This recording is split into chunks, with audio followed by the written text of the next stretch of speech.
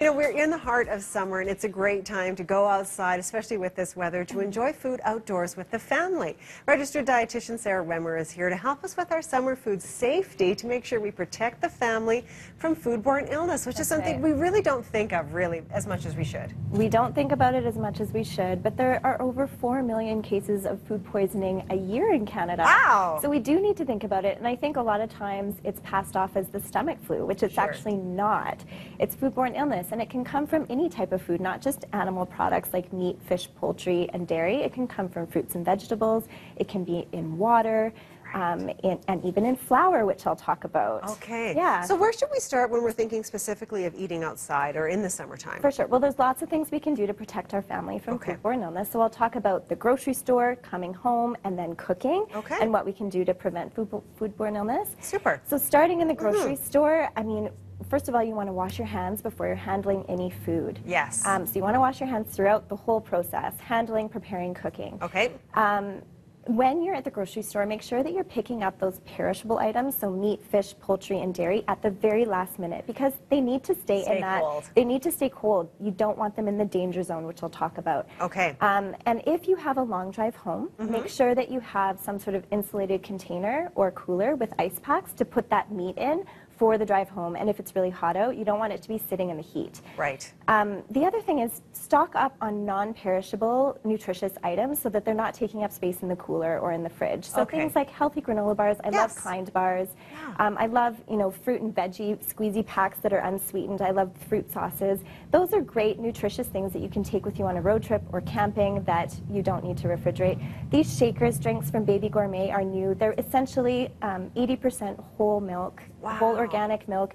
They don't have to be put in the fridge until they're open. No kidding. So they're shelf stable. Oh wow, that's great. There's lots of vitamins and minerals, protein, and they're hydrating, which is important during the summer. Which is great, especially in the summertime. Yeah. Okay. So when you get home, Yes. it's really important that you're putting those perishable items again, so meat, fish, poultry, into the fridge right away. Okay. If not, into the freezer. Like if you're not going to use them for the next 2 days and you want to freeze them, you don't want to be thawing meat on the counter. A lot of people do that. Yes, I know. My mom and dad, I've seen that happen. I know, like, my mom still does. I know, same, right? Yes, yes. It needs to happen in the fridge. It needs to happen in the fridge or the microwave or the sink with cold water. You don't want to be marinating meat on the counter either, especially when the heat is beaming down on your window. Of course. You want to keep foods out of the danger zone is essentially what I'm saying. Okay. The danger zone is 4 degrees Celsius to 60 degrees Celsius. That's where bacteria grow the fastest. So you want to keep foods out of that zone. Okay.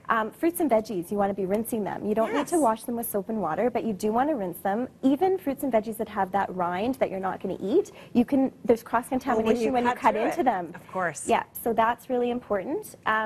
Now we can talk about cooking. Sure. So cooking meat, you want to make sure that